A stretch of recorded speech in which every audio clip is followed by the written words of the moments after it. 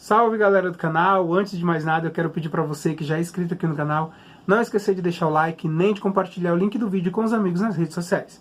Se você ainda não é inscrito, aproveita que você está aqui, já curte o vídeo, comenta, compartilha, não esquece de deixar um like e seja bem-vindo, beleza? Bom, recapitulando de onde a gente parou, como eu estava dizendo, ele estava com cachumba e eu comecei a cuidar dele, durante uns 5, 6 dias direto eu ia todos os dias na casa dele. E aí ele sentia muita dor, ele foi levado para o hospital 2 vezes, se eu não me engano, no meio da madrugada, porque ele tinha desmaiado por fraqueza, por falta de... não conseguia comer, gente, não conseguia beber água. Eu acho que ele deve ter perdido uns 17 quilos, e ele tinha uns 50 e poucos quilos, sabe? Ele sempre foi magro. E eu fiquei com muito medo de perder ele ali, sabe? Dele morrer. E eu ficava pensando o tempo todo, falei, caramba, se ele estivesse na minha casa não estava acontecendo isso, se ele estivesse comigo não estava acontecendo isso. Então eu tentava passar para ele, fazer por ele o máximo que eu podia, né, o tempo todo. Ligava para ele, falava com ele o tempo todo e era basicamente essa nossa relação enquanto ele esteve doente. Eu lembro que teve um dia que ele chorava, ele não tinha forças para chorar.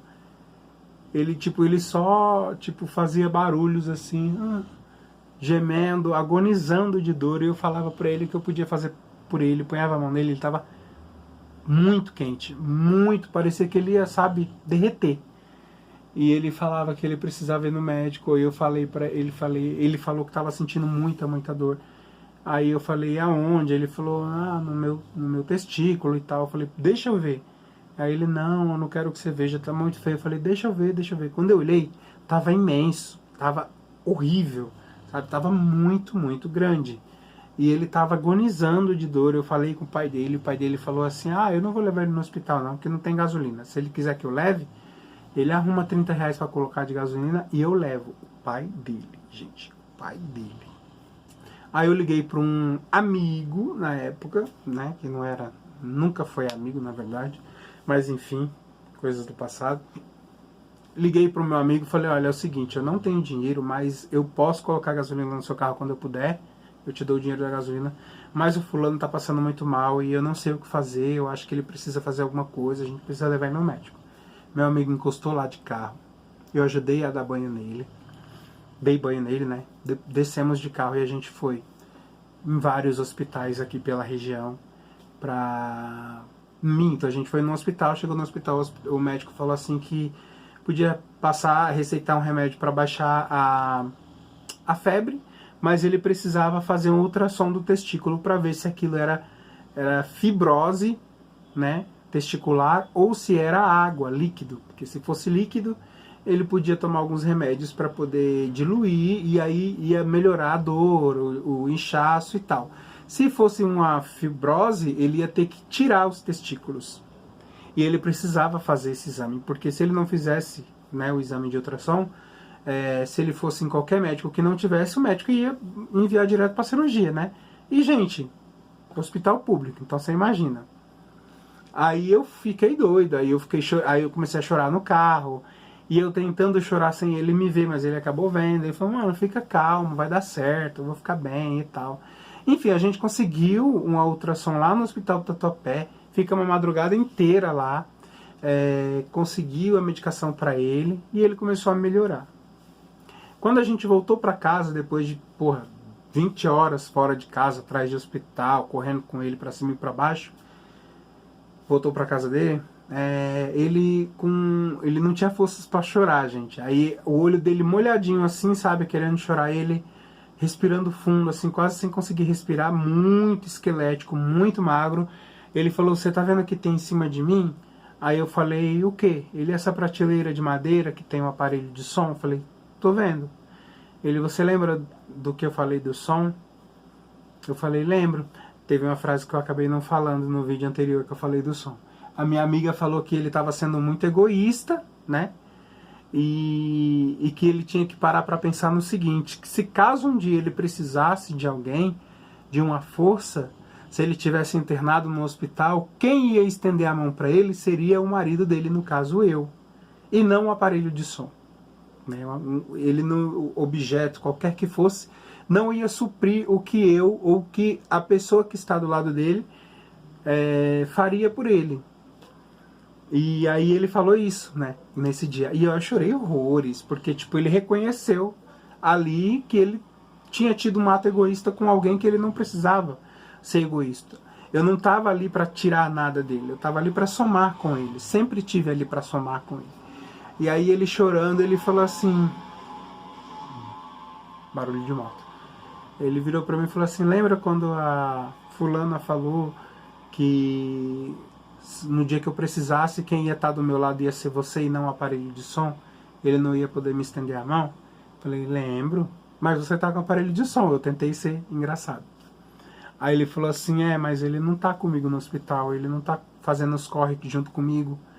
E outra, é um aparelho inútil, porque eu nem posso usar ele aqui. Minha mãe é evangélica, então não posso ouvir as músicas que eu gosto alta, porque ela reclama. E quando ela não está, os meus irmãos reclamam. E, enfim, ele é um objeto só de decoração, eu quase não uso. Então aquilo hoje para mim faz sentido, sabe? Para que egoísmo de ter algo, e aí eu quis tanto, eu tenho aquilo que eu sempre quis ter, mas eu não posso fazer uso disso, então não faz sentido, né? Não faz o mínimo sentido ter esse aparelho de som aqui. Então eu queria te pedir perdão por isso, por ter feito você passar por isso. Sobre a TV também, né? A TV ela é sua, sempre vai ser sua. Eu não quero dividir isso com você, porque eu paguei mais da metade, mas eu paguei justamente porque eu estava sendo egoísta. Mas é isso, eu quero que você me perdoe por esse ato egoísta meu do passado. Aí eu falei, mano, relaxa, você não tem que me pedir perdão. Ele, eu tenho, e eu preciso ouvir se você me perdoa ou não. Falei, tá, eu te desculpo, te perdoo, tal. E a gente voltou a se entender, sabe? Daí quando ele começou a melhorar, assim, a gente acabou transando. E foi muito estranho, porque eu tinha medo de quebrar ele. Ele estava tão esquelético, tão magro, tão frágil, que eu tinha medo de machucar, de quebrar, sabe? Tava muito, muito... Gente, eu nunca vou esquecer daquela cena, sabe? Eu vi os ossos do ombro dele, assim, os cotovelos dele. Mano, era horrível, era horrível. Todo dia eu saía de lá e voltava para casa chorando, né? Pedindo para Deus recuperar a saúde dele, para não, sabe, para não levar ele. Pedir para tirar aquele sofrimento que ele estava sentindo e tal. Depois, quando ele se recuperou, né? A gente voltou a conversar sobre um retorno suposto, né? Retorno do nosso relacionamento. E ele queria então que eu alugasse uma casa. Era janeiro. Ele queria que eu alugasse uma casa, porque eu ia sair de férias de janeiro para fevereiro. Eu ia para casa dos meus pais em Juazeiro do Norte. E ele ia ficar nessa casa. E quando eu voltasse, a gente retomava a nossa relação. Eu falei para ele, calma, não é assim que funciona. Vamos devagar. Né? Tipo, eu vou alugar uma casa, colocar você dentro e sair e voltar daqui um mês, calma.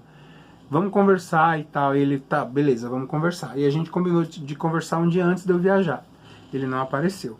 No dia da minha viagem, eu tentei ligar para ele e tal, ele não apareceu. E durante um mês inteiro, ele não mandou mensagem para mim, ele não atendeu minhas ligações, ele não respondeu minhas mensagens e eu não estava entendendo o que estava acontecendo.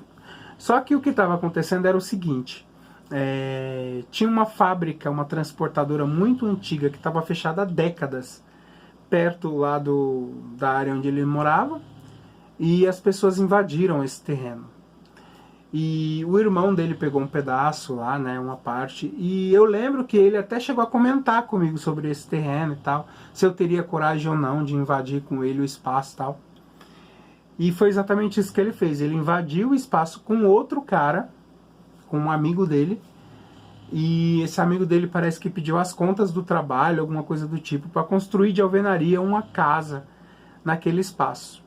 Então, quando ele pensou em voltar comigo, a morar comigo, pedir para me alugar uma casa para ele, para nós morarmos, na verdade ele queria o comodismo de ter um outro lugar para morar que não fosse a casa dos pais.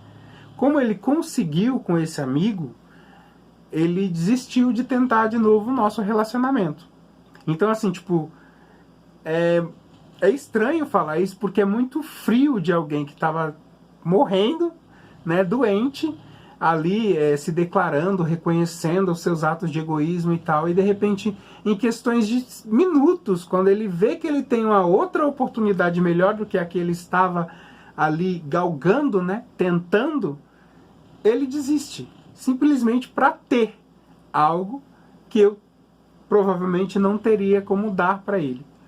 E aí ele invadiu um espaço nessa invasão com esse cara. E aí o cara pediu, eu acho que foi isso, ou fez um empréstimo, ou pediu as contas do trabalho para construir uma casa de alvenaria lá. E eles construíram uma casinha para eles lá. Isso foi em janeiro. Mas em dezembro, eu preciso contar isso também, gente. Eu acho que eu não sei se eu vou contar nesse vídeo, vou contar nesse vídeo rapidinho. Em dezembro, aquele meu amigo de Portugal que eu apresentei, que teve leucemia, que foi embora em 2013, voltou para São Paulo. E aí a gente combinou de se encontrar na minha casa, e ele foi na minha casa. Eu nunca me esqueço, foi dia 22 ou 23 de dezembro. Ele não trouxe nada de Portugal para mim, nenhuma lembrança, mas ele queria me encher de presente, então ele comprou uma árvore de Natal, ele comprou enfeites de Natal pra gente montar uma árvore, porque eu não tinha árvore de Natal em casa na época, porque eu tava separado. Ele comprou um jogo de panela, porque eu tinha 3 panelas só. Peraí. Gente, essa é uma das panelas, tá? Tá velhinha, tá? Porque já tá usada alguma. Isso foi em 2016.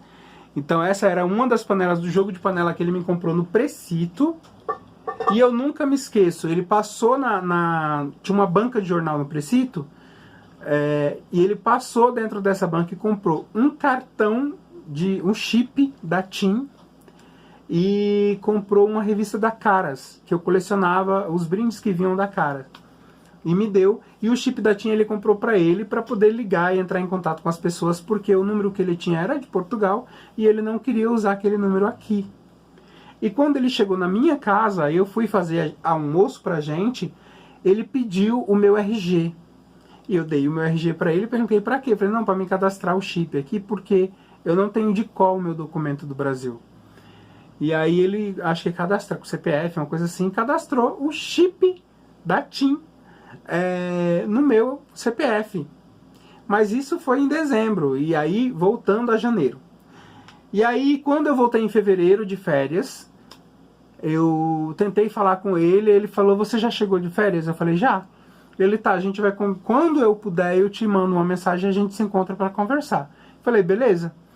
Aí era um dia de chuva, era uma sexta-feira, eu tava indo sair para encontrar minhas amigas, sentindo uma angústia, um aperto horrível, porque eu não sabia se a gente estava junto, se a gente não estava mais junto, se ia rolar uma reconciliação ou não. Estava totalmente perdido, desnorteado, sem saber o que fazer, esperando por ele para tomar uma decisão da minha vida. E aí ele falou assim, ó, vem aqui na minha casa que a gente vai conversar aqui na minha casa. Eu falei, mas e seus pais? Eu falei assim, não tem problema, pode vir. Aí beleza, aí eu fui pra casa dele pra gente conversar. Mas eu conto o que a gente conversou e os acontecimentos depois dessa conversa no próximo vídeo. Um beijo, até a próxima.